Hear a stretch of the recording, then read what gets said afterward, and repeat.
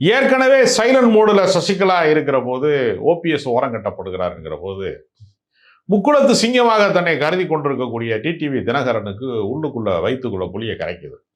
அடுத்து நம்மளை தூக்கிடுவாங்க.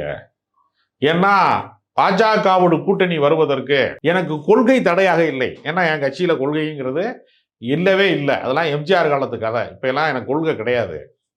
சொத்துக்களை பாதுகாக்கணும். என் மகன் மிதுன் பழனிசாமி மீது வருமான வரித்துறையினுடைய அந்த ஜிஎஸ்டியினுடைய கணக்கு இருக்கிறது. அதில் பிடிச்சு கொண்டு போய் அவரை உள்ள போற்றக்கூடாது. அதே மாதிரி நீங்க என் சம்பந்தி வீட்டில் நூற்றுக்கணக்கான கோடி பிடிபட்டு இருக்கிறது அமலாக்கத்துறையின் வழியாக. அவருக்கு ஆபத்து வந்துடக்கூடாது. கட்சியில நான் தான் பொதுச் செயலாளர் இருக்கணும். 3 தான் கோரிக்கை.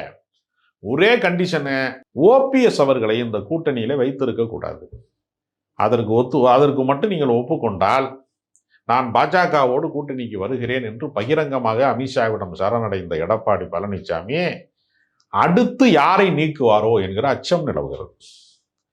அப்ப நேரடியாக கட்சி பொறுப்புக்கு, தலைமை பொறுப்புக்கு வர வேண்டும் என்கிற உந்துதலோடு செயல்பட்டு இணை ஒருங்கிணைப்பாளராக இருந்து, தன்னோடு மல்லுக்கு நின்று இணை ஒருங்கிணைப்பாளராக இருந்து தன்னை முதன்மைப்படுத்திக் கொள்ள வந்த பன்னீர்செல்வத்தை இனிமேல் தலைமைக்கு நீ ஆசைப்படவே கூடாது. நான் பகிரங்கமாக நான் இந்த கட்சியில சரணடைகிறேன். எனக்கு எந்த பொறுப்பும் வேணாம். என்னை நம்பி இருப்பவர்களுக்கு மட்டும் ஏதாவது ஒரு பொறுப்பு உலகனா போகும் என்று சொன்னாலும் எடப்பாடி பழனிசாமி பிறரை நம்புவது அல்ல, தன்னையே நம்பாதவர். எங்க தன்னுடைய நாற்காலியை நகர்த்தி கொண்டு போய் விடுவார்களோ, தன் பொதுச் செயலாளர் பதவியை யாராவது தூக்கிட்டு போயிடுவாங்களோ என்கிற அச்சத்திலேயே அவர் உறங்கும் போதே காலை ஆட்டிக்கிட்டு தூங்குற ஒரு கேரக்டர் அவர்.